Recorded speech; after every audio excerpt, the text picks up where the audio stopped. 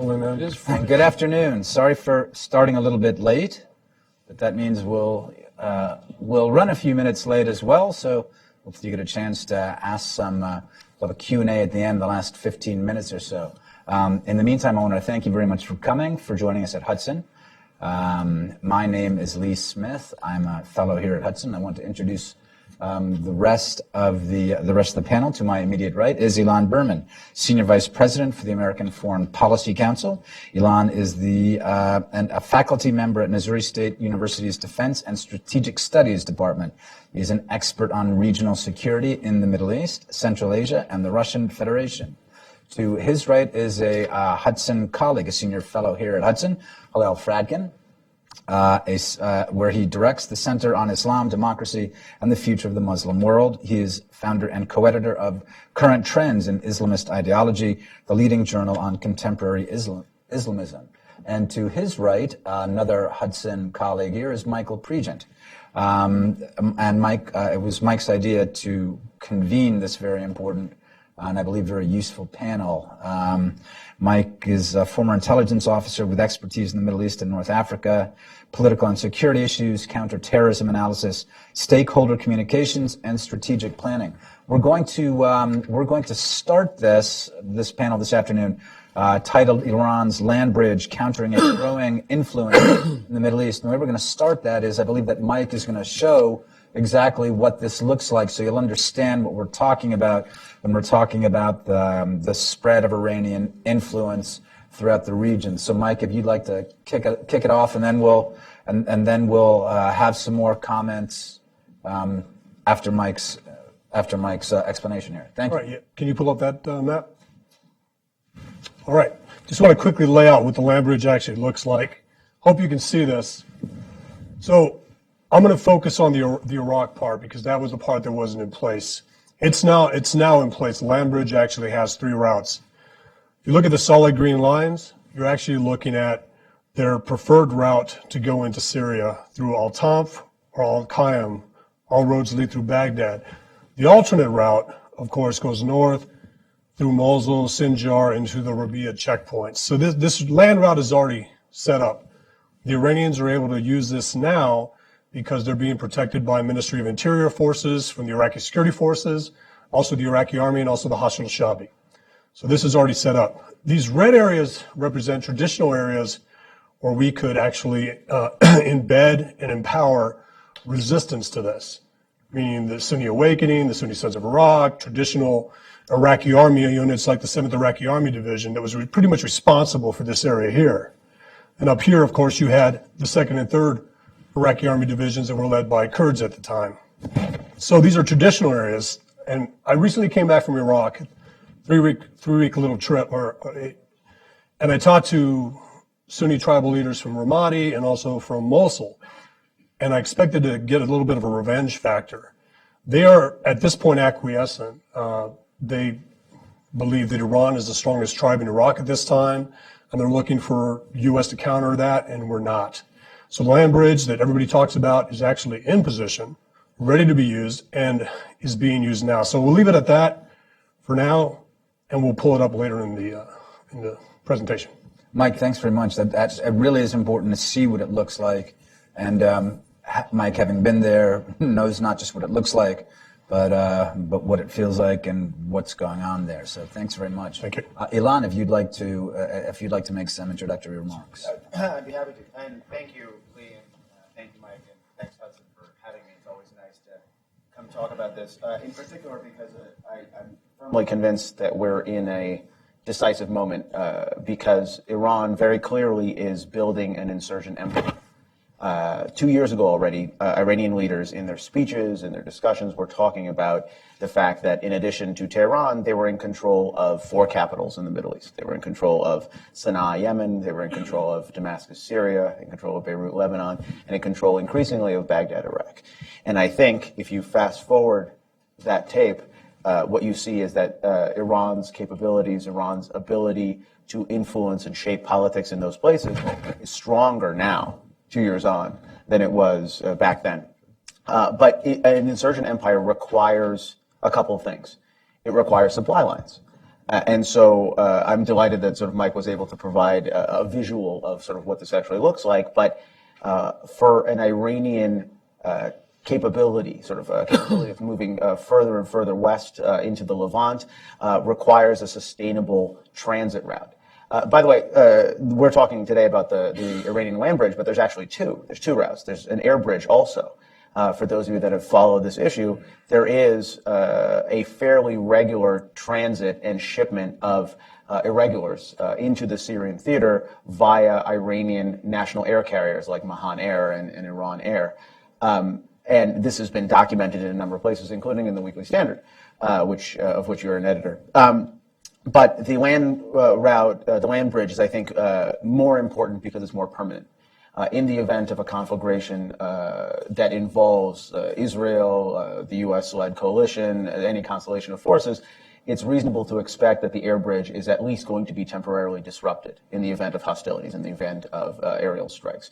I think it's far harder to think about a disruption of a land bridge, especially as the land bridge expands, becomes more permanent. And sort of the second thing I think we need to talk about is the scope of forces that Iran can move via this land bridge, via these transit routes. And here I think the shape of the Shiite irregular contingent that's active in Syria requires some elucidation because it's much larger than is most commonly understood. The back of the envelope calculation that experts in Sunni Islamist terrorism talk about a lot is roughly 32,000. That's the number of foreign fighters that have come from North Africa, from Europe, from the Russian Federation, and elsewhere to join the ranks of the Islamic State in Syria and Iraq since mid-2014, roughly. And that tends to be what we think about because we see the sort of the ill effects, the pernicious second order and third order effects when these people return home. This is what most Western governments are really focused on. But the reality is that the secondary foreign fighter stream, the Shiite foreign fighter stream that's organized and funded and embedded by Iran is actually considerably larger. The U.S. intelligence community unofficially estimates that what we're looking at is a foreign fighter flow on the order of 42,000. The Israeli intelligence community estimates that it's significantly higher. It's about 70,000. And on the high end of the spectrum, to be verified, there are private estimates that estimate the standing force as well as the reserve force to be as high as 200,000. And this is an enormous, an armed force of enormous size. Just to give you a comparison, 200,000 is roughly the size of the Afghan army. So we're looking at a mobilization that is very significant. It is much larger than the Sunni mobilization that's taken place, and it's something that we're going to have to deal with as we move into a period of really pushing back against Iran, not only in the context of the nuclear deal, but also in the context of pushing back against Iranian influence, deterring Iranian capabilities. That force increasingly needs to move somehow. And the way Iran has positioned itself, the way Iran has sort of enabled a rat line to move into the Syrian theater has a lot to do with the land capabilities, the freedom of movement that they have in places like Iraq that allow them to move territory, to move material, to move personnel, to move materiel in a way that makes them a sustainable threat further and further into the Levant than they've ever been. Ilan, thanks very much. And you hit on a point which I'm sure we will be coming back to throughout the introductory remarks and later in our conversations. But when you're talking about the size of the Sunni foreign fighters, I mean, I believe that the way that the administration, this one and the previous administration, perceived it is that the Sunni fighters are the key threat to American interest and American allies right now in the region. And so you touched on that point, and again, I'm sure that's something that we'll come back to later. Hillel, if you would follow up. Thanks. And thanks, Lee, for sharing this, and Michael for organizing it. Thanks for being on it. I wanted to say one word about the overall context here, which was raised, I think, in an event you chaired on Monday here, and that was what's the nature of the struggle between us and Iran? And it was framed earlier this week in terms of the question, is this a zero-sum game between us and Iran in the region?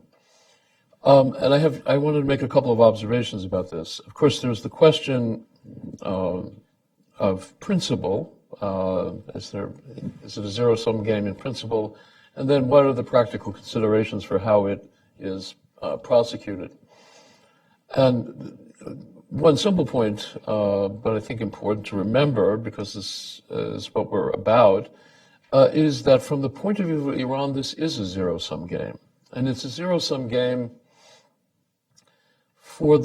because of their understanding of themselves, of what the regime is for and constituted by, and just as important, their understanding of us, the United States in particular, which is not simply, as I think is often thought, a country that has landed itself in the Middle East and has no business being there. It doesn't really have an interest there because it's so far away. Their conception of us, that's true as far as they're concerned, but it's also that we're a regime that is fundamentally illegitimate, both in terms of the way in which we're governed and also our ambitions and also our way of life. The Iranians like to speak a great deal about the toxicity of our way of life, meaning by that our liberalism, essentially. And the other aspect of their characterization of us is usually the term global arrogance, which means, as far as they're concerned, that we have usurped not merely the privileges of other human beings, but usurped those of God.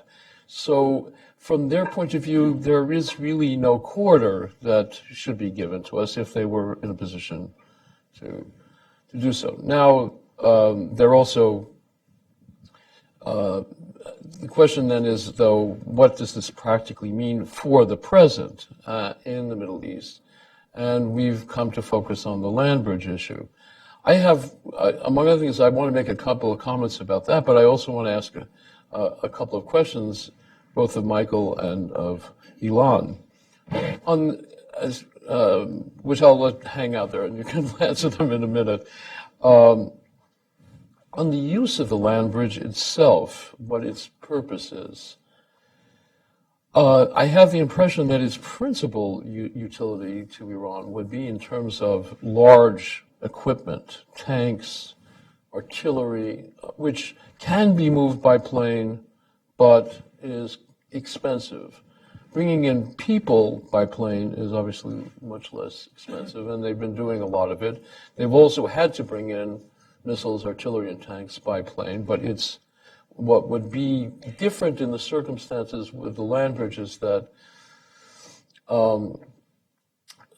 they would be able to resupply or supply in the first place kinds of equipment for pursuing their objectives and also consolidating their control that they couldn't do before relatively easily. That leads to my second question: is that simply an asset as far as we would be concerned, or does that also present a liability for them? In other words, it's, in one sense, it's relatively easy to attack an air bridge. On the other hand, it's also hard because you don't exactly know what's in the planes. But when it comes to a land bridge, you have much better intelligence on what's there, and whether that isn't a problem for them, so long as we have any interest in interdicting what moves along that land bridge. And I wanted to ask you about that, and connected with that, the degree to which it is crucial that the consideration you mentioned before, that they have so suppressed the Sunni population in the relevant areas, because after all, the land bridge goes through what used to be called enemy territory, whether that is, whether they have to go further than that at this point, whether they don't really require population movements in order to make it even more secure. I think the question you posed for the whole talk was, what can we or should do about it? And one enormous problem I have in addressing that question is I think we all have very little knowledge about what the administration is thinking about this. I think earlier this week, General McMaster, if it wasn't General McMaster, it was General Mattis, was questioned about our plan for all of this and said he couldn't say anything about it, but then implied that there was, in fact, a plan or strategy. This is consistent with what people have in the administration have said before, that we don't want to telegraph what we're going to do, and perhaps there is some really full and developed thinking about what one might do.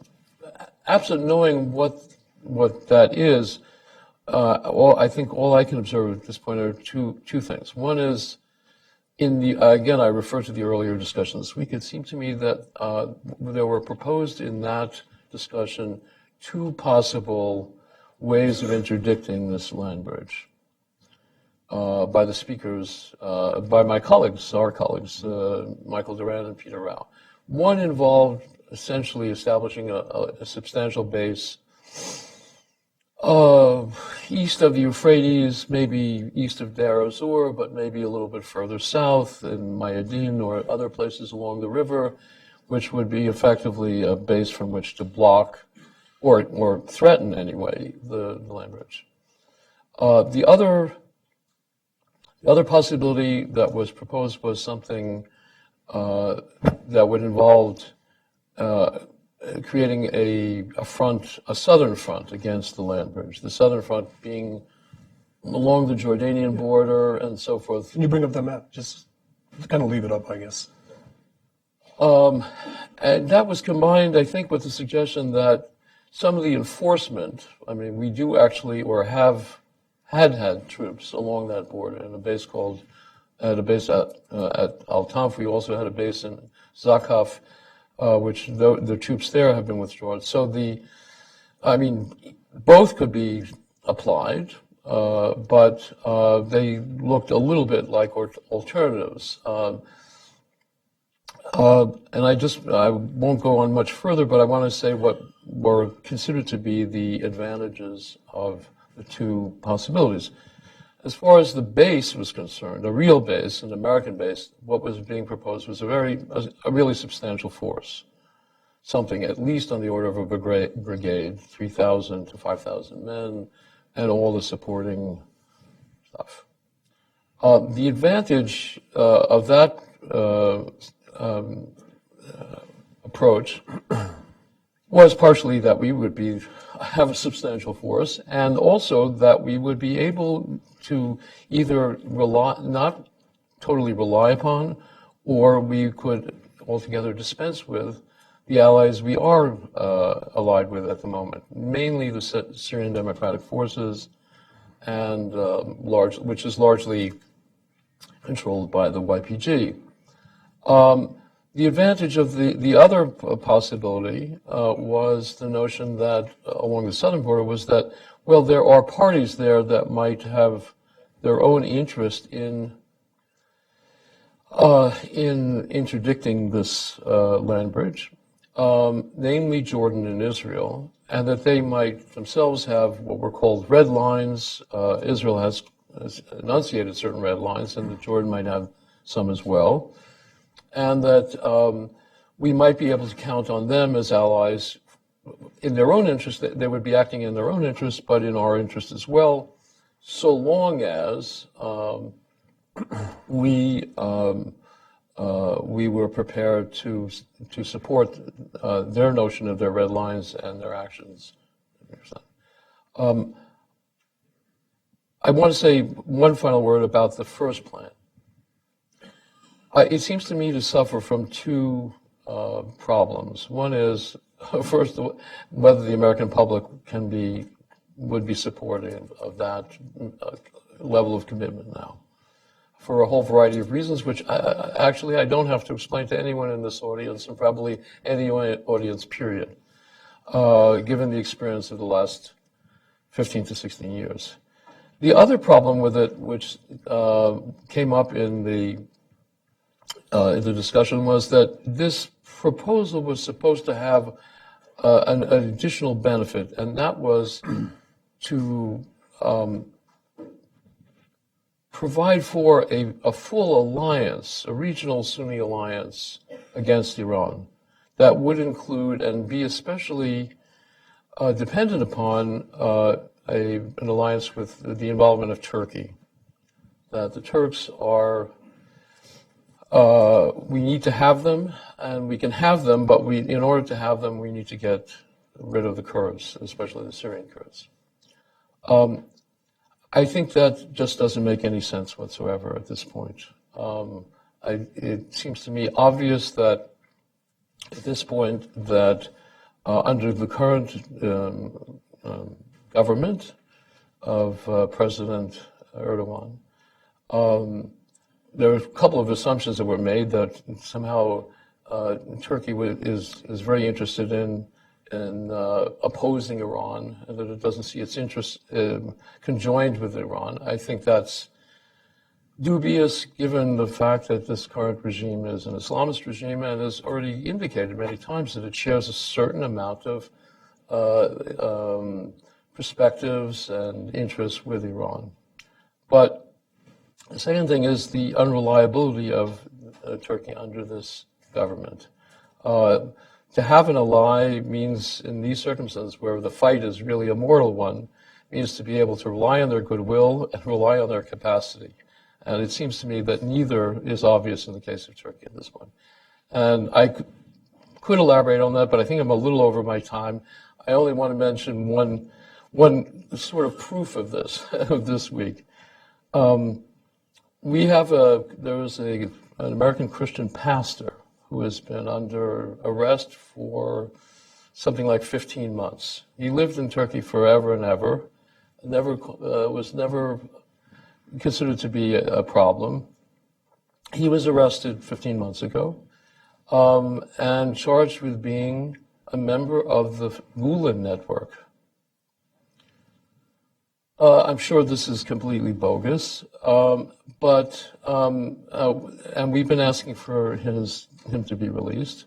On Monday or Tuesday, President Erdogan said, well, yeah, we could release him in exchange for Gulen. In other words, this ally that we're proposing to have takes Americans as hostages to do its business. And that's not the kind of government you can rely on. I'll stop there. Thanks, Al. First of all, actually, if everyone could please turn off your phones, because it interrupts the speakers up here, and it's not fair to them and the rest of the people in the audience who want to hear. So please turn your phones off now if you haven't already. Thanks a lot. And I think this is probably not the best venue to go into Turkey stuff right now, though I think that there are different things that we can talk about regarding that. And one of the ways that I would want to come back and talk about that later is when we're talking about the land bridge and when we're talking about different initiatives that the United States might take, I think it's important to realize the United States is helping build the land bridge. Right. The United States is not a bystander, and in a sense, the United States helped frame Turkey's position regarding the Syria conflict. This is not to justify other things that Erdogan has done, but I think we need to see what's happened during the Obama years and continuing now during the Trump years, the different ways that we're not bystanders, we're contributing, we're effectively allied with Iran, and that's part of the issue with the land bridge. No doubt, Lee, but I will just say this, that the whole, the issue is what it is our intention to do with respect to Iran. The land bridge is, when all is said and done, just a part of that, and so that's where all of these other considerations came in in the earlier discussion. That's all. Mike, if you'd like to... Quickly, I'm just going to go back to the map. I know that's unorthodox. Okay. I think it's the best way to answer your questions and just talk about this for a second. So the question, I think the best way for me to do my intro to this is to basically answer your question. So the land bridge is currently in place. What can we do about it? Well, we've actually facilitated this by ignoring it. And one of the things that, so I'm kind of putting on my former intelligence officer hat here. What would I brief a general? What would I brief a decision maker? We have to stop listening to all is well in Iraq diplomats and all is well in Iraq intelligence officers. Brett McGurk continues to say The Iraqi military is not sectarian. It is not a tool of the Iranians. The Hashid al-Shabi are not that big a deal. And the Iranian influence in Iraq is exaggerated. I disagree with all of those points, and I'll tell you why. The land bridge is already in place. And to your question, I'm not saying we're going to start seeing Iran start from here and move all the way across Iraq to go into Syria. They already have a proxy force. That proxy force is the Hashid al-Shabi. That proxy force is Kitab Hezbollah. That proxy force is Asab al-Haq and other groups. They have already exported culpability, meaning they've outsourced IRGC violations of UN Security Council resolutions to the Iraqi army, to Iraqi militias. There are already Iraqi militias directed by Qasem Soleimani to be in Syria. Now, when we talk about the land bridges, and my two colleagues, Michael Duran and Peter Rolfe, talked about what we can do up here in this area. This is Iran's focus down here. And this is the area the Russians are saying we're not supposed to be able to control. These are the areas that Russian MPs actually decide who gets to come into these de-escalation zones. And one of the things when I talked about the 7th Iraqi Army Division earlier, and I hope some intel people are looking at this in the intel community, and I hope you're upset about it, because I'm happy if you are. The 2nd Iraqi Army Division didn't get tasked to defeat ISIS. The 2nd Iraqi Army Division, that was based out of Ramadi and Al-Anbar, got sent to the border to secure the border. That 7th Iraqi Army Division allows the transit of Iraqi Shia militias into Syria. ISIS pockets still exist here and here, but they serve a purpose. They allow the repositioning of forces into those areas under it's a legitimate mission, defeat ISIS, but it's also to continue to move forces through. If you're in the intelligence community or you're reporting to a decision maker who cares about Iran's influence in Iraq and this land bridge, you need to start looking for pre-positioning of equipment. Remember, when an Iranian tank crosses the border, it's not going to be flying an Iranian flag anymore. It's going to be flying an Iraqi flag. When the militias push equipment, rockets, and materials through this land bridge, they're flying Iraqi flags. They have Iraqi tanks in those columns, Iraqi armored personnel carriers. We're not going to have a satellite image of Iranian flags rolling across Iraq. And we wouldn't target it anyway, and Iran knows we wouldn't target that. The issue is we can't lie to ourselves about what's being facilitated by our obfuscation of the role in Iran and Iraq, and the role of these militias. This is their focus. This is where we've actually killed Iraqi Shia militia members. We've actually killed Revolutionary Guard Corps commanders in this area on the order of, if we're attacked, we can do something about it. These weren't preemptive strikes. They were basically testing our resolve at these bases. They want this. These are secondary routes. This is the easiest way in. They already control this. This is what they already use for their religious ceremonies and their hajjs. That's already in place. So this part is also the best place for us to interdict it. This is where we have traditional allies. This is where we can use the leverage of U.S. Treasury, U.S. Commerce, our intel community to provide evidence to the administration, our military, to be able to tell Baghdad, you're facilitating IRGC violations of existing UN Security Council resolutions by allowing and facilitating the export of IRGC militias into Syria. They're going into shore up Assad, but they're also going into Lebanon. The plan is to go into, to be able to threaten Israel as well. The reason this land bridge is so important is because it didn't exist 7 years ago. Or it existed, but it still had pockets where it couldn't go. There was a resistance in Ramadi starting in 2013. Remember, the Iraqi government left Ramadi, Fallujah, and Mosul alone for 2.5 years. They were actually worried about shoring up the Shia sectarian fault lines in and around Baghdad and these other areas before they started focusing on the land bridge. We have to stop. I went to Iraq recently, and I went there to have my mind changed. I wanted to see what some colleagues in the think tank community and the intel community tell me. Let me know if I go over. I'm just going to do 2 minutes. Yeah, please. I went there to get my mind changed. I want to see what you see. So if you want to see a professional Iraqi military that a lot of people in the IC and a lot of people in think, not a lot of people, I'm talking about 3 actually, say that the Iraqi military is not sectarian. It's a unity military. It is not. But I went there. I said, okay, change my mind. Show me. So if you want to see a professional Iraqi military working with the coalition, you can see it. But you have to ignore the room full of Iranian advisors that I saw at the Nineveh Operations Center, right across. You have to ignore the Hashid al-Shabi checkpoints I saw in Mosul. And so I, I'm a researcher from Hudson. How do you get into Mosul? You pay a taxi driver. So you get in a taxi, you go there. I had more trouble getting through Asaish checkpoints, Kurdish checkpoints than I did in Mosul. As soon as I got to Mosul, they didn't even look at the car like, go. There was no military presence there. It was very limited. The checkpoints were manned by one or two guys. A vehicle of soldiers rolling around in Mosul without weapons.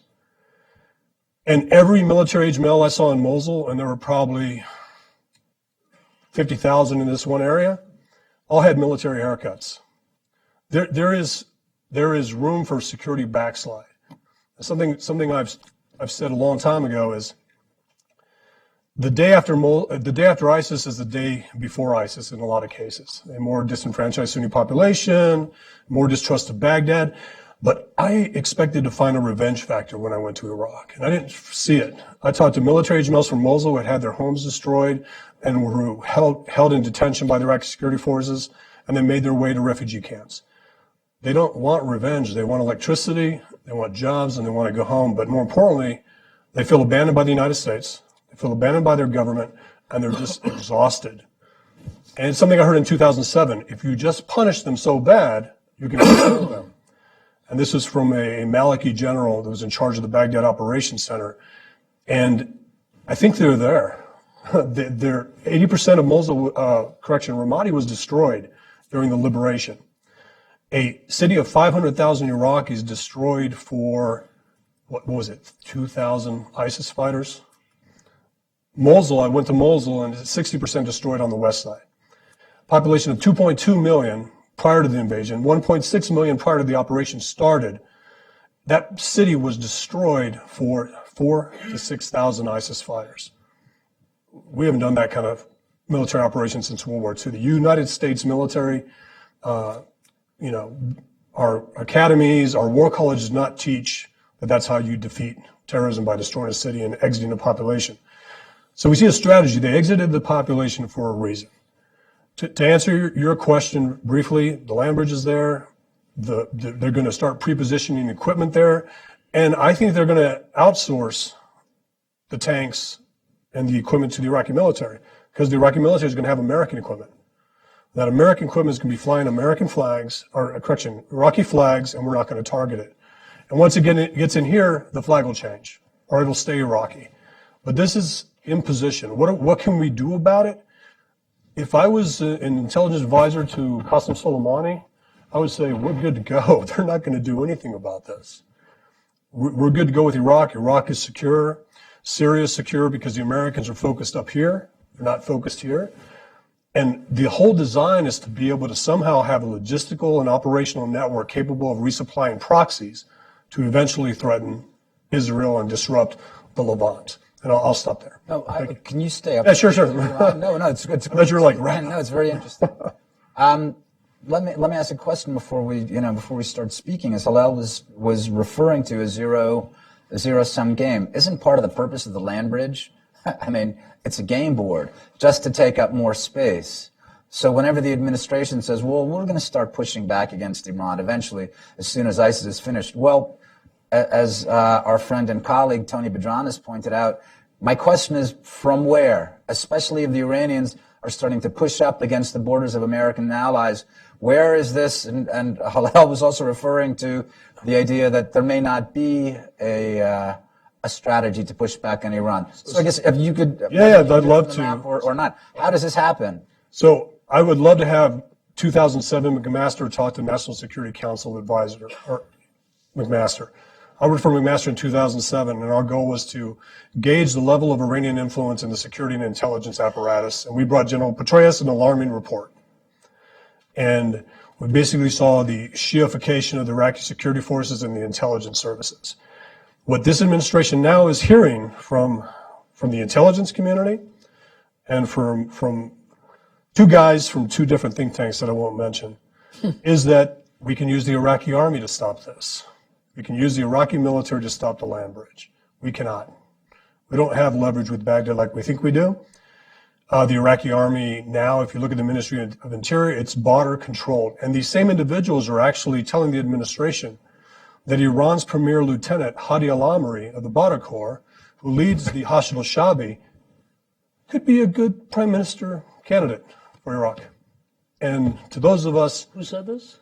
I mean, I'm sorry, an American analyst said this? Yes, Okay. yes. The American person inside the National Security Council said this, and somebody that used to advise or used to be in a Baghdad role in state said this. And it's not the case. Again, we have this thing where we're sensitized if we see you a lot. If you wear a suit and you speak English and you've worked with us for a long time, it's like, oh yeah. So I've had, of course, Badr's in control of everything. I'm like, well, that's kind of a big deal. And it's as though because it's known, it's not an issue. And if Qasem Soleimani's number one guy is probably Muhandis, and he's the deputy commander of the Hashd al-Shabi. His number two guy is Hadi al-Amri, who polls higher than anybody else running for office in Iraq right now. So when the administration is told that we can stop the land bridge in Iraq by using the Iraqi military, we cannot. What we can do is hold Baghdad accountable for IRGC actions, to hold the Ministry of Interior in Baghdad, Ministry of Interior in Iraq, responsible for IRGC violations of existing UN Security Council resolutions, also executive orders that limit what they can do. We talked about that yesterday. If you can expand on that, that'd be great. But that's what the administration is being told. Don't worry about this. We got this. We do not. They got this. And is that good? Yeah, allowing the U. No. I actually, just to amplify what Mike was talking about. So the administration, as we know, is sort of in the process of doing a build on Iran's strategy, trying to figure out what to do with two things: what to do with the JCPOA, what the 2015 nuclear deal with Iran, whether to recertify, to decertify, whether there's a middle way, whether we get rid of it, whether it's possible to have snapback sanctions. But that's actually, I think, in the broad spectrum of Iran strategy, that's actually a very small sliver of the pie, because it also is simultaneously trying to conceive of a strategy to deal with everything else. During the Obama administration, we, for lack of a better term, we defined our Iran problem down to focus just on the nuclear issue and disregard everything else. And this is sort of the policy vacuum that allowed the Iranian land bridge to grow. This administration, it is, as Hillel said, I think, notoriously opaque in terms of trying to figure out exactly where they stand on strategy. But there are, I think, heartening indications that they are beginning to think a little bit bigger in terms of Iran strategy. And in places where they're not, they're being goaded to by Congress. Over the summer, Congress passed the Countering America's Adversaries Through Sanctions Act. This was the tripartite legislation that imposed new sanctions on Iran, North Korea, and Russia. Okay, can I just say, I mean, and Mike was talking about UN Security Councils. That's great and it's interesting. But we're also talking about a land bridge, and we're talking about Iranians on the ground, and the United States is helping build that land bridge through military operations. So it's not clear to me what congressional action and Security Council resolutions will do to stop that. I'm sorry, the introduction was too long, but this was sort of my point. The relevant Iranian additional punitive measures in that legislation against Iran talk about designation of the Iranian Revolutionary Guard as a whole, as a unit, as a foreign terrorist organization.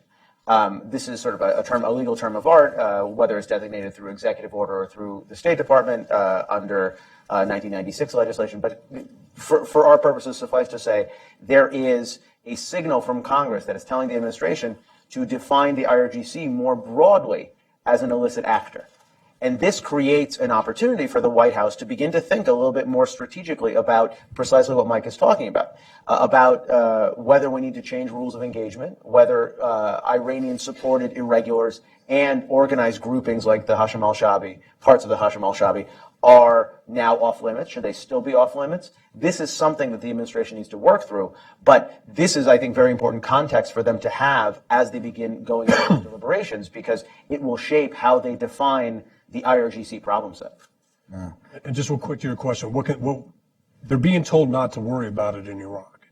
So the more they're told to provide evidence of IRGC activity and the export of culpability to the Iraqi army, the Ministry of Interior, the Shia militias, then you'll actually, if you're sitting there and you care about the land bridge and you care about what Iran's trying to do, the UN speech, when the president said his main goal was to stop all the other activities outside of the JCPOA, outside of the Iran deal that Iran is doing, well, this is that. This is what they're doing. And the one thing you don't do, because there's varying reports whether or not we've given up control of the Al-Tam border crossing to Iraqi militias or to IRGC-controlled militias. We don't know yet. There are varying reports. But on the day President Trump went to the UN and said, we want to stop all these activities, the Washington Post report said we had just given up control of Al-Tam, which is their premier crossing point. Well, the question, Mr. President, how do you stop all this when you just don't understand that this is what they want?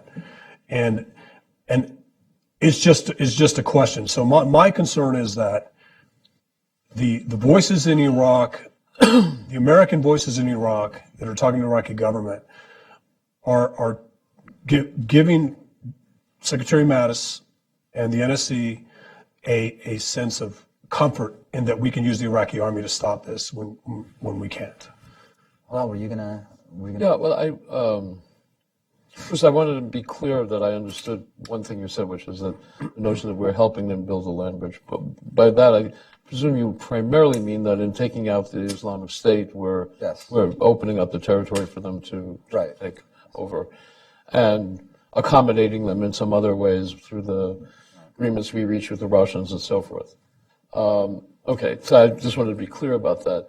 We didn't take it back and give it to them. We helped them take it back through their proxies. We didn't take back control of ISIS territory and then give it to them. We facilitated them taking over the ISIS territory with our air and intel. So that's just the difference there. Right.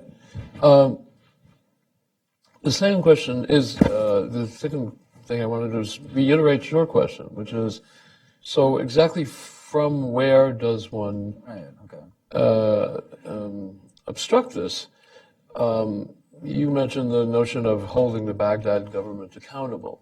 I'm all for it, but how? In what way? I mean, in what ways, $18 trillion economies versus $400 billion economies. Well, fine, but it remains the case that they have to want things from us that we're willing to provide, and therefore one has to specify in some way what those things are. I mean, the argument generally made for why we might be able to push back, remarkably enough, not in Syria but in Iraq, is that it is a divided country, or the Shiite community is divided, and that clearly is the case. But there's, say, a very large number of Iraqi Shiites still look to Sistani, and Sistani's position on Iranian control is well known. The question really is there any way to make that resistance effective? Is the vehicle for it Abadi or not, and so forth? But it's claimed that those fissures could be exploited. Yes. Your account, and I think you're probably right, that the account of those fissures is too rosy, and especially insofar as it involves the military. But still, it somehow exists. So, but that would require really very hard thinking on our part about what we want to accomplish and what the means are. And I'm not saying those things don't exist. It's just that it's really a little bit more than just saying we're the biggest guy on the block. That's all. We have levers that I want to say one other thing. It's one of the things that makes the land bridge issue so crucial, I think, is not only its material effect, but the fact that the issue of pushback in general, and not, and again, not only materially, but in terms of the question of the way in which the region views us, which is it lacks any trust in us. So part of what is involved in whatever we do would be the possibility of reestablishing trust. I mean, one of the nice things in the old days was when we were the same slightly smaller trillion gorilla, people trusted us, and therefore we didn't have to lean so heavily on people. Now you have to lean heavily because people don't trust you, and you have to show them that there's really some inclination on your part to stay the course, as you found out with your Sunni contacts in Western Anbar and other places, that until they see something really strong, they won't really believe that much matters. And the pushback, even when we're dealing with the Shiites in Iraq, they have to also have some sense. Well, are we going to be here in 12 months, 18 months? Are we going to pull out again the way we did, in 2011? All of that is part of how they're looking at us, and has to be factored into how we look at them. Well, one of the primary platforms for candidates for the prime minister position in Iraq is how quickly they can exit U.S. forces from Iraq. So, I mean, they take a position on that, and it's a very popular one. And Maliki, when he went to Moscow, he tried to form this defense pact between Moscow, Tehran, and Baghdad to exit U.S. forces. I listened to Sputnik Radio the next day, and the conversation was between academics in Moscow, Tehran, and Baghdad. And the first question asked is, how quickly can you get the Americans out? It's not a matter of building trust anymore. I would say we've lost trust with our Kurdish friends, unfortunately, because of this referendum. We are a useful tool for Baghdad, and the leverage should be outsourced. The wild card in this, real quick, is Muqtada al-Sadr has been marginalized by Iran. Muqtada al-Sadr is an Iraqi nationalist. His power base in Iraq was, I will not talk to the Americans, and we're anti-Iran. We had to hide it from his followers that he was summoned to Iran. And we'd never outed him that he was there because his followers would get upset. And I've heard from credible sources that any time the Iranian national anthem is played, they take a knee. And they jump off Samara and about, okay, too soon. Right, we'll do it 2 weeks from now. All right, so anyway. It won't be funny then. Right. So one of the interesting things that Muqtada al-Sadr has done is he actually went to Riyadh.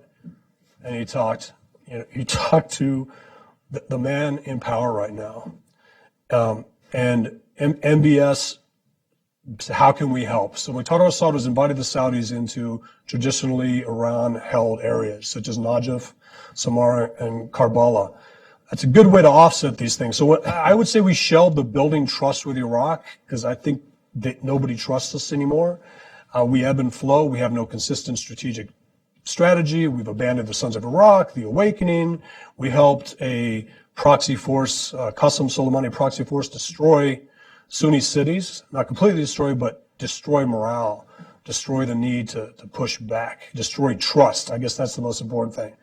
What we can do is we're giving Iraq tanks, weapons, military contracts for a military that Iran can use. So that's a lever. We don't give you these things unless you do this.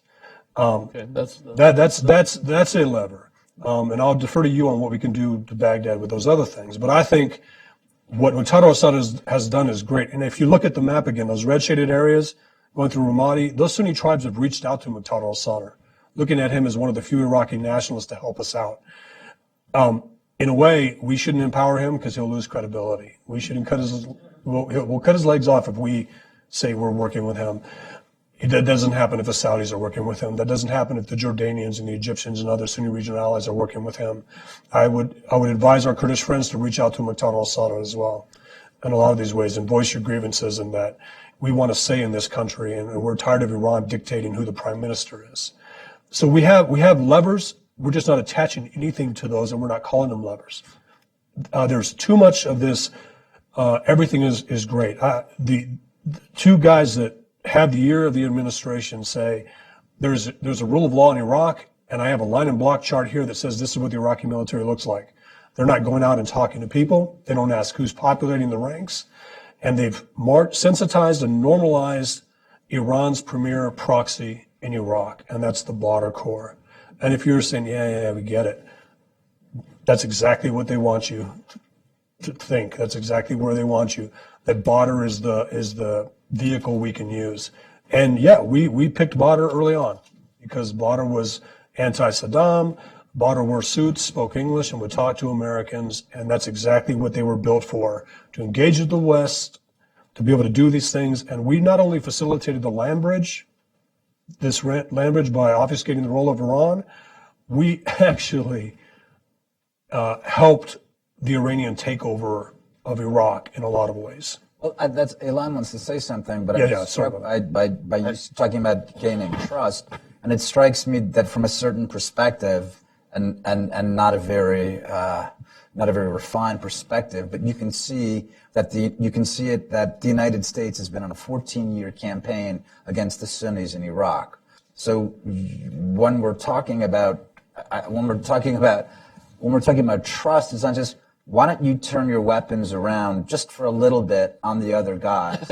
And that's not happening. Yeah, we got it right from That's 2006 to 2010, and then we gave it away when we said, take your hands off. And we should take our hands off, but we should have known what we were saying yes to, and that was the Sunnis that we asked to turn their guns on Al-Qaeda and protect their neighborhoods from Shia militias.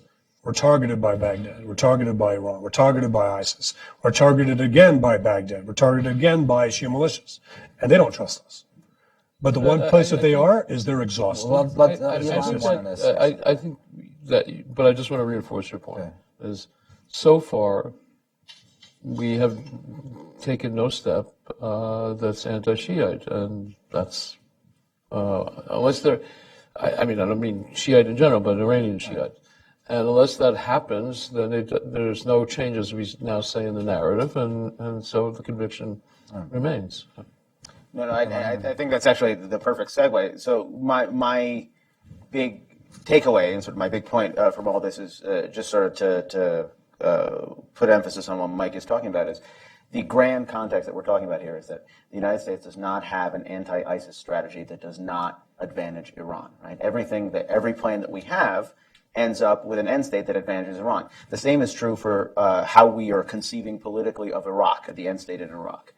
Until the Trump administration comes up with one, and I would argue that it needs to come up with one soon, you're going to continue to see this drift.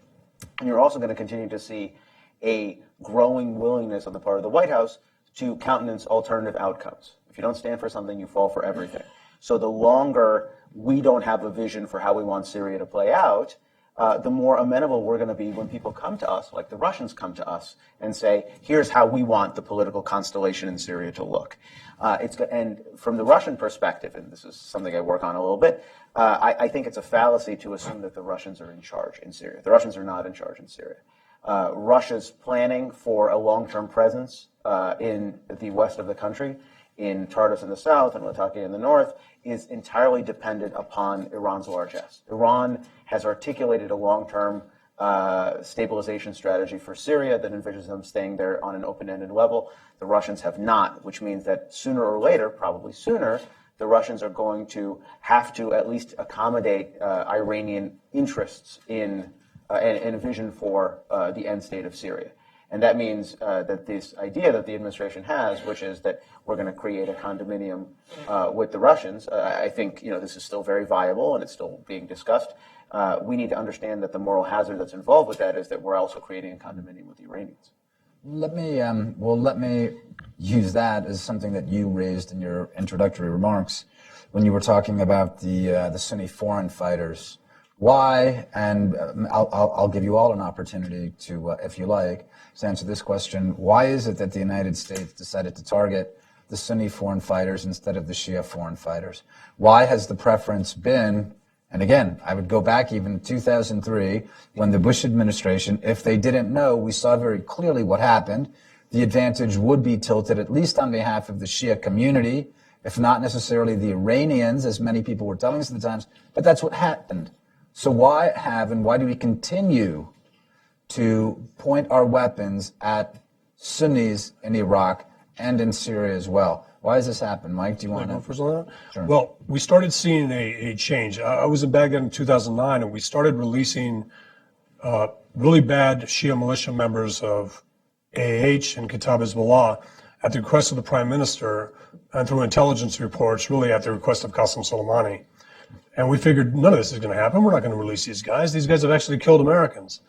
And, our friend Jay Solomon wrote about this, the outreach to the Supreme Leader by the Obama administration. Give us a gesture. Well, I contend that gesture was releasing anybody that Iran wanted to release from American custody. And remember, the three people I'm really talking about are Laith Khazali, Qais Khazali, and Doc Duke from Lebanese Hezbollah.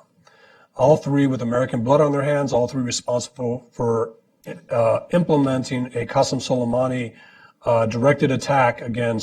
directed kidnapping of 5 Americans from Karbala who were advisors to the Iraqi military. The operation went wrong. 4 were executed. 1 died on the objective, received a Silver Star after jumping on a grenade to save some friends. And we released those guys. So I contend that, and I'll just quote Leon Panetta. The administration believed that going against any of Iran's strategic goals in Iraq or Syria would derail the Iran deal. And the Iran deal was key to all of this. If we look at the inaction in Syria, it was tied to the JCPOA, and that was before ISIS. And then when ISIS came in, American forces went in, and the first groups that immediately came off the target list, that were on the target list when we were there for 7 years, were now off. And those were Kitab Hezbollah, AAH. These were Shia militias, no longer on the target list. On the you cannot help list were our Sunni partners that helped us decimate al-Qaeda leadership during the surge, during the awakening. We could have stood up a U.S. vetted Sunni force and filled the 2nd and 3rd Iraqi Army divisions, and we could have stood up similar, smaller scale awakening and Sons of Iraq movements in these key areas that would have quickly turned against ISIS and stayed the Shia militias. There would be no reason for Shia militias north of areas that they wanted to protect. So with that, we began to write. We began to talk about this for the last 3 years. Do not empower a proxy Iranian force led by Qasem Soleimani. Empower the Sunnis. There's no reason to destroy Sunni cities. There's no reason to exit Sunnis, displace them internally. There's no reason to do any of that. The thing is, when we had a footprint, the American footprint was also agreed upon by Baghdad with Tehran's influence, 5,000 to 8,000 Americans. So, and the force we're training was a heavily militia-infiltrated MOI. So I contend, back of the envelope math, our guys are outnumbered 20 to 1. The actual Iraqi military they're training, we haven't had any green on blue in Iraq yet, but that's an order away. And that's a directed order from Qasem Soleimani and his proxies. Our guys are held hostage. This is Leon Panetta said, hey, listen, our guys are held hostage in Iraq because we're advising a force that Qasem Soleimani can use to target Americans. Why are they there? Why are they there if they're held hostage? Why are we there? Because we had to do something about ISIS, and we in order to do that, you effectively promote. American forces are held hostage? All right, so I'm an American advisor. I was an embedded advisor with a Kurdish battalion of 500. There's 10 of us. There's 500 of them. We are targets if they decide they want to take us. And why are they there? Well, here. Sorry to be difficult. No. When I answer the question, You see that there are issues then when policymakers talk about this, and Americans say like, "Oh, I get it. We're held hostage by the Iranians," and the question would be, right. As you know better than I do from military films, why would we put ourselves in these situations? Why is my husband a hostage to the Iranians? I don't get it. So I'm asking, what's going on in the minds of policymakers? And this is actually a good idea. Let's send them there to fight ISIS, but they're held hostage. There's a gun to their head held by the IRGC. Because the IRGC has been It's been messaged the IRGC only controls a couple militias. The IRGC only has very limited influence in the Iraqi army and the MOI, and Badr Corps is not a big deal. But I got to finish this point because this is key here. We have basically messaged that the only threat to American forces are Kitab Hezbollah and AH, and we've also messaged that they are outside of the Hashd al-Shabi. The Iraqi army is national, non-sectarian, and professional, and will work with the United States and will protect the United States. The militias, these leaders say we can wear any uniform of the Iraqi military, whichever one we want. The MOI forces, the ISAF forces, are primarily Shia Badr Corps. They were Kurdish when I was there in 2007. They were all politicized, replaced by Maliki. So we did it because it sounds good. We have a campaign against ISIS. We are helping a coalition. And remember, the messaging early came out, we don't pick the coalition, Baghdad invites everybody in. So if Baghdad wants to invite the Iranians in, then we're not directly coordinating with them. We're working through the Iraqi military. The thing is, in these operation centers, there's an Iraqi advisor, there's an Iranian advisor. And there's an American, and most likely has never been to Iraq before in a combat role. One of the experiences I had with Joel Rayburn is we went down to talk to the 82nd Airborne Division in 2014, in the summer of 14, before they were going to Baghdad, and asked them, how many of you have been to Iraq before? And 75% of them did not raise their hands. And the ones that raised their hands were the senior officers and NCOs. That meant they didn't know they were going in. They didn't know what a militia member was. I know this is long, but this is, again, part of the messaging that the Iraqi army is professional, don't worry about them. The bad guys are over there, and the Hashd al-Shabi are just Sistani volunteers. One of the interesting things about this trip, when you talk about the 200,000 Shia fighters being able to be used in Syria, that's a large part of that's a reserve force. But I talked to an Hashd al-Shabi checkpoint in Mosul. One guy was a Badr Corps guy, one guy was a Sistani volunteer. The Sistani volunteer hadn't been paid for 4 months. The Badr guy had a better weapon and had a paycheck and a nice uniform. The Sistani volunteer wants to be that guy. He wants to be the AH guy. He wants to be the Kitab Hezbollah guy. So it's a recruitment pool. It's coming up to the big leagues to join these IRGC proxies, AH, KH, and others. But that's the thing, Lee, is it sounds good when you talk to a U.S. domestic audience that we're doing something against ISIS. But, if you talk to an Amnesty International person or an NGO working in Iraq, they're wondering why the Americans have allowed Sunni civilians to be killed. We're dropping bunker buster bombs on a sniper position. And the civilian to ISIS fighter ratio in Mosul was 1 to 375, meaning one ISIS fighter to 375 civilians. That means if there was one ISIS fighter in this room, this would be a legitimate target for this coalition. And everybody else would be, they were in a room with ISIS. Fighter, please keep it to yourself. Please leave now. All right. Hillel, did you want to? Yes. Sorry about that. I just want to get that out. Well, I think the immediate situation that you described very well about what our experience has been in Iraq and what's the ways in which we've been played and so forth. But there's, to probably answer Lee's question, we would have to say, take the really long view. And, we've been under attack by the Iranians for a long time. They've killed many of our people, going back to 1983 in Beirut. And we just chose not to particularly formulate it that way. We chose to push it aside, and that was true. You would know better more the details, but I remember, there in late stages of the Bush administration, 2006, 2007, 2008, every once in a while you would get a complaint about the IEDs being produced over the border in Iran, but we didn't do anything about it. And we once threatened, if I recall correctly, at a press conference in Baghdad that we knew where these things were being made, and then suddenly there was a kind of pullback by the Iranians, which showed that they could be threatened if you threatened them, their behavior could be affected. But we have never consistently understood how they menace us and what they have done to us, and sought basically, even in human terms, to take revenge on them. Whereas with the Sunnis, It's been the same thing for a long time. For a long time, we ignored the attacks until we could no longer in 9/11. But thereafter, it's really been and it is partially because of the way in which the Sunni jihadis express themselves. It makes a very much greater impression. And that was only if anything, reinforced by the rise of the Islamic State. You could say we're responsible for that rise, and we are, among other things, by ignoring them and saying that they were a JV, as the President Obama said. But once they were there,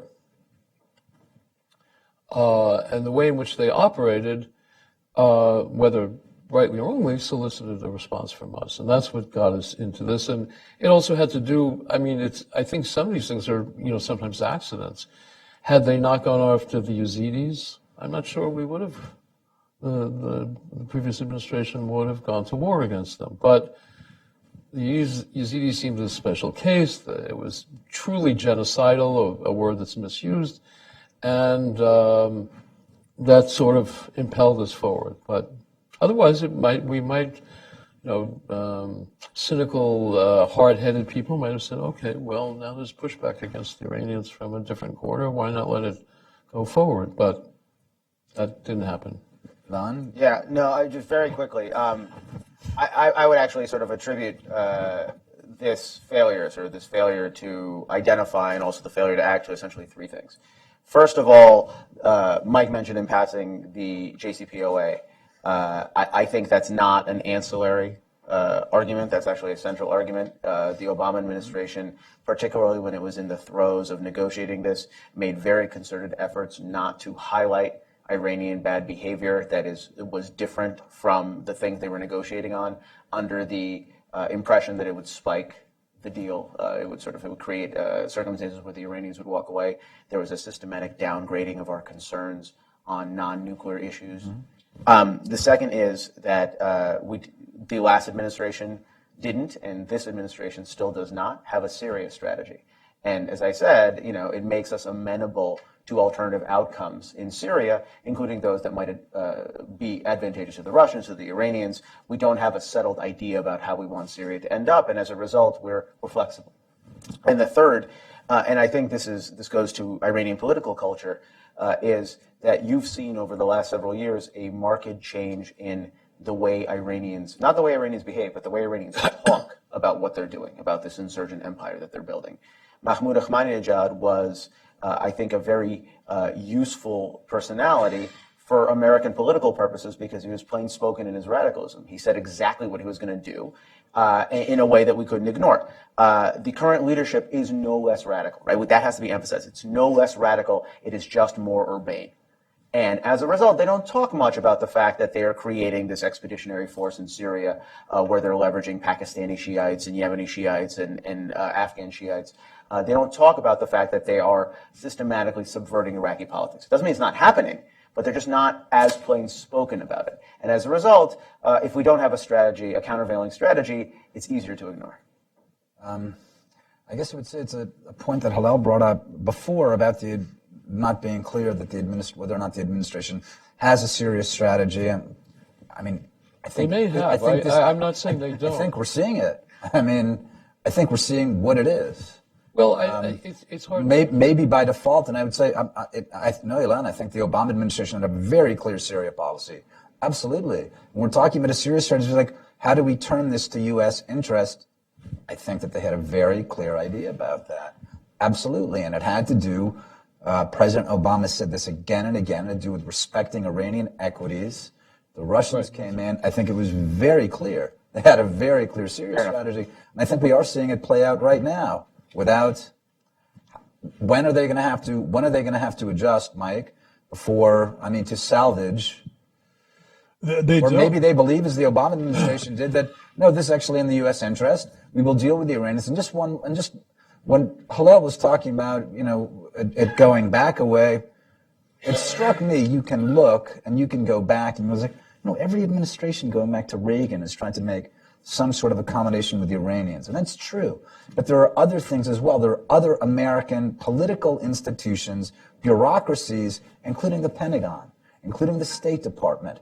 What role do they have? You can look and make a case consistently. Well, actually, I guess the Pentagon would rather deal with the Iranians than other people. It's pretty consistent going back. Why do you think that's true? Why do you think that? What's the evidence for that? What do you think? Why do you think that would be? I think we've talked about, and Mike made the point about, well, they pushed back a little bit in Iraq, and you said they didn't do much about the announcement for the, talking about the IEDs. Why aren't we seeing anything now? I mean, what is the issue here? They're not being challenged. No one's asking them to do anything different. Who? The U.S. press, Okay. Congress, no But I American. meant, like, who's not being challenged? You mean the Administration is not being administration? challenged to do anything different in Iraq. I mean, literally, the Mosul operation is touted as a success. It is not. It is not a success. Why do you think that no one was paying attention to that? Because it sounds good. It's a good talking point. I mean, nobody was paying attention when Obama was putting in his ISIS strategy in Iraq also. We're working with a professional military. The Iranians have been invited in. There's easy talking points. The administration's focus, their strategic audience, their target audience, is domestic. It's Americans. The same thing with the Obama administration. It was always a domestic audience. It was never a message to the Middle East. It was never a message to Sunni regional allies. But they were still the unintended audiences of their strategic messaging. And they heard it loud and clear. The Americans are ceding responsibility in these key areas to Iran. The 20 million Sunnis of the northern Middle East. Why don't you think that there is more? I mean, in that regard, you would think, wait, actually, there is a Crusader Safavid alliance. You would think there'd be more noise about this. Well, because we've been in That's what it actually Afghanistan for looks like. 17 years, and we're back in Iraq, and people will say, well, you were in Iraq for 13 years, or you were in Afghanistan for 16 years, and those of us that were actually there say, no, we were there 16 times. We ran our foreign policy like Schneider ran the Washington Redskins when he was trying to win a Super Bowl every year. We changed out the team and tried something different. It didn't work. We changed out the team and tried something different. There was no consistency. The only consistent actors were Iran, China, Russia, and the Saudis. And everything's accelerated. I mean, the level of trust the United States has in the Middle East now is at its lowest level, even with our allies like Israel. What is the U.S. going to do? And I think as long as the president receives positive feedback on we're going to kill ISIS so hard they'll be tired of dying. We're going to kill ISIS so hard and we're going to destroy ISIS cities that like, oh, that's great. I mean, I watched the news and I saw U.S. aircraft using AC-130 gunships to attack civilian convoys leaving Fallujah, and everybody high-fiving each other on set, not thinking about, hey, ISIS only had 1,600 guys in here. Why is there, 30,000? Why is there a convoy of 30,000 people leaving Fallujah and being targeted? Those questions aren't being asked. I've been talking about this for 3 years now. I've talked to people in the National Security Council that say, Mike, I'm tired. No one's going to change this. No one wants to do this. It's too hard. So everything right now is based on temporary Well, that might alliances. answer, when I was speaking about the Iranians, that might answer Hillel's question. Why do I think that it's going that way? People just aren't fighting. Yeah, it's temporary alliances, temporary solutions. Why not? The with permanent Iranians are fighting ramifications. hard. The Iranians want it. The Iranians have this. They have that. Forget about it. The Iranians have sold themselves as a responsible government to the P5+1, to our administration. I mean, you literally had an Iranian talking point that Iran is a key ally in the fight against ISIS, a key U.S. ally in the fight against ISIS. And, when you hear those things and you can't change someone's mind, I can see why you can get exhausted working 18-hour days for $150,000, sitting in a partition in the NSC saying, what did I do? And I feel for those guys, but, we're looking at North Korea now, and real quick, what Iran is learning from North Korea is that, hey, if we put a deterrent in place, the U.S. won't do anything. When you talk to intelligence analysts about the North Korean response to an American strike on anything in North Korea, they will decimate South Korea, the northern part, the DMZ. Iran has said, oh, hey, listen, we need to develop a deterrent in Iraq, Syria, and Lebanon, and Beirut that will deter U.S. action against our nuclear program. They have it in Iraq, when I talked about us being outnumbered 20-1, and Israel's warning that they're getting ready to have it in Lebanon with the effort to make Hezbollah rockets more precise. And the land bridge brings a different component. This is the first time you see tanks, but if they're Iraqi tanks, and more important, if they're M1 Abrams sold to the Iraqi government by the Americans, flying Iraqi flags, going into Kurdistan, and then the flag changing out, to a Syrian flag, do we target it? Do the Israelis target it? I mean, and that's the brilliance of being an Iranian against the last two administrations. You are a chess player, and you get to sit across from somebody who is looking at their watch and is willing to concede because it's just a chess game. It's more than that. I think worth observing at this point, and we'll see what happens. But one thing this whole discussion implies is we don't really. I mean, if you take the Obama administration, I know your view and other people's view is that they really did want to deliver the region to Iran. I don't have a quarrel with that. But at all events, the question is whether before or after we have consistently had, it was clear what we thought our interests were, what our crucial interests were. And absent some notion that we really have something very substantial to care about in the region, then the effort to deal with what is admittedly a very, very bad situation. And we're talking here now about having to proceed from a very weakened position. So you have to have a strong interest in doing that. Maybe we will discover that. It strikes me that the other possibility is there are people who do live there, who do have a strong interest in what goes on there, who are allies of ours.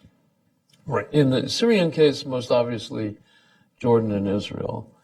And what may very well happen is they will feel obliged to act on their behalf and will then force the issue for us. But how we'll behave in those circumstances, who knows?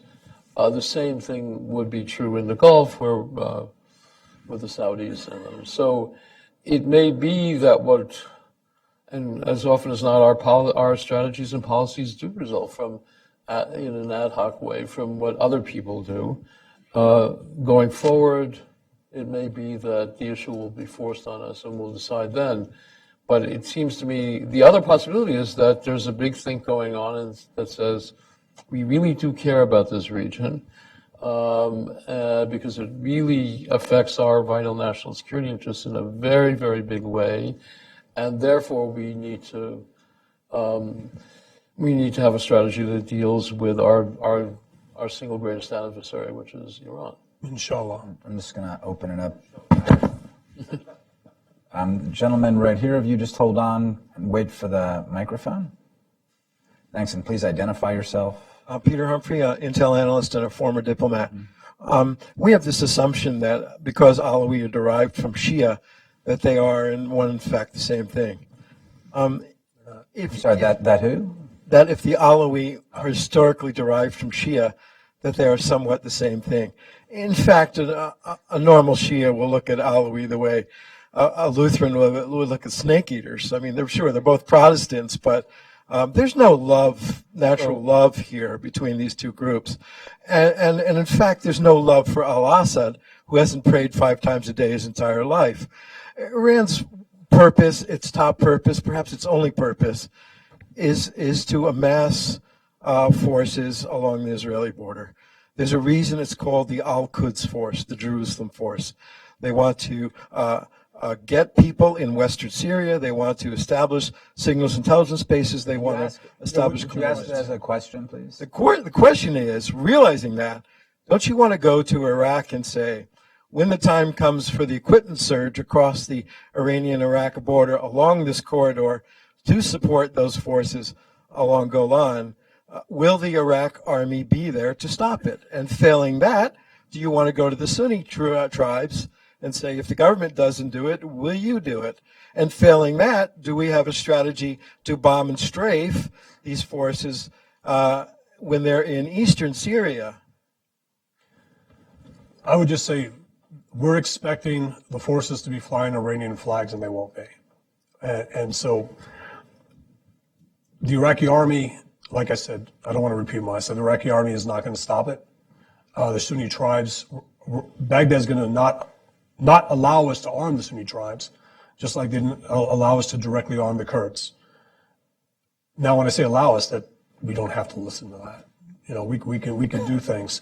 But I'm sorry, just sure. quickly, Yeah, I sure. want to get to a couple more questions. Yeah, sure.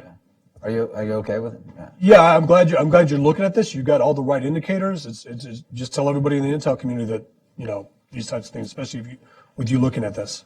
Good. The gentleman here. I'll get to you. And then we'll, yeah. We've said basically that the U.S. doesn't have the stomach to be the ones who are going to stop this from happening. I think that's correct. We're not going to put a big base in the middle there, but who lives there? All right. If you wanted to stop that land bridge, a Kurdistan coupled with some sort of Sunni protectorate cuts it off dead, and there's no Yes. longer any land bridge to go across. That requires a big fight with Baghdad or potentially creating that schism between the people who aren't as tight with Tehran. But so what? Has anything else been working? Do we have a better idea? What you So- just described worked in the past. Exactly. We decimate made our- friends, and we don't have to do us. The Saudis are willing to help and potentially put commerce and everything else. And if we ask, they might put some GCC troops in there to peacekeep in the Sunni areas where the Shia militias are not welcome. They just are afraid, like you said, Mike, that Iran is a stronger tribe. If we show that we're willing to cross Baghdad on that, recognize Kurdistan, and say that the Sunnis maybe get a protectorate and some point self-determination, we just shut that land bridge down. Can we do that? We have to change DC's mind on Baghdad. Right now, the administration will tell you that all those forces you just mentioned would have to be invited in. We would have to be invited in. We would have to be able to get permission. So it's not about rebuilding trust like I don't think we have that opportunity, but leverage is different from trust. We have leverage. Leverage is more important than getting buy-in that, you know, just because somebody says, yes, we're going to do something, doesn't mean they will. Leverage changes that. Actually, you can get trust by not using leverage, by actually, in fact, ignoring whether people care what you do or not. And that actually impresses people That's one way to do more, it. especially in that part of the world. So, yes, I think it would be possible to do. It's just, before any of those people are going to take that step, there has to be some notion that when they take that step, there's going to be a drone and an airplane up there to back their play. That's all. This gentleman right here on the first row. Right here. Thank you. Nate Flew, Intel analyst. I was wondering how KSA's Crown Prince, MBS, and UAE's Crown Prince, MBZ, feel about the land bridge. I'm sorry, how they what? How they feel about the land bridge? They're warning about the land bridge. Everyone's warning about the land bridge, and they're being given reassurances that the Iraqi military will not allow that to happen. That's what's taking place now. They're not happy with that answer necessarily. So as this continues to unfold, again, most people don't think this is in place yet. It is in place. As that evidence, it's up to these Sunni regional powers to engage our government, to do things, to engage Baghdad, say we're not going to allow this to happen. If you reflag Iranian convoys with an Iraqi flag, that has to be some sort of violation. That has to be something that we need to look at, putting leverage or building that trust by doing whatever we impose to keep Iraq from reflagging these convoys. And that's what's being done now. But I'll have any thoughts on this. Well, I take your point that we would be somewhat reluctant to hit an Iraqi, a tank that is flying an Iraqi flag, even though if it's even manned by Iranians. We would be reluctant, but we don't simply have to yield to that reluctance. I don't mind, Mike, you were speaking before. I don't mind the idea if this administration just says, forget it, we're tired, we just want to give it to Iran. What I resent is the fact that the United States is being dragooned into enforcing the IRGC security architecture in the Middle East. I find that entirely perverse. I find that astonishing. Oh, you'll be told, oh, we're not doing that. We've built a professional Iraqi military. You could literally have, if there was a counter debate to what we did today, you would have somebody sit right here and say, Mike doesn't know what he's talking about. The Iraqi military is a national military. It's a unity military. We have our advisors there. We're going to be there. We're not going to leave. And then I would simply say, ask them about border corps and start looking at the platform of Iraqi prime minister candidates that are running in 18. And one of the top issues is exiting U.S. forces. Because again, as President Trump continues to say, we're winning the war on ISIS, we're almost done in Iraq, I think the administration has actually said, we're done in Iraq. Well, what's it going to look like? Let's say this war against ISIS is actually done. Raqqa is about to fall. There's no reason for us to be there. What happens? There's no reason for us to be there. This administration will say, this was a success. Let's focus on something else. Let's focus on North Korea, China, Russia. Okay. That's what everything I'm hearing says, that we're winning. We've won. We used our partners. That actually Iran is not going to be that big an issue, or Syria is not going to be. It'll be about the JCPOA, and that's what the focus. The Iranian influence in Iraq is exaggerated. That's what you'll hear. The influence on the military forces is exaggerated. It's just not the case. Mike Pregent doesn't know what he's talking about. But I served there for 5 years as an intel guy embedded with the Iraqi military and their intelligence services, and know every one of these personalities, several of which I talked to in Cropper while they were detained for killing Americans, who are now leading parades in Iraq, who are now in higher positions in the Iraqi government and the intel and security apparatus, happy to take on all challengers.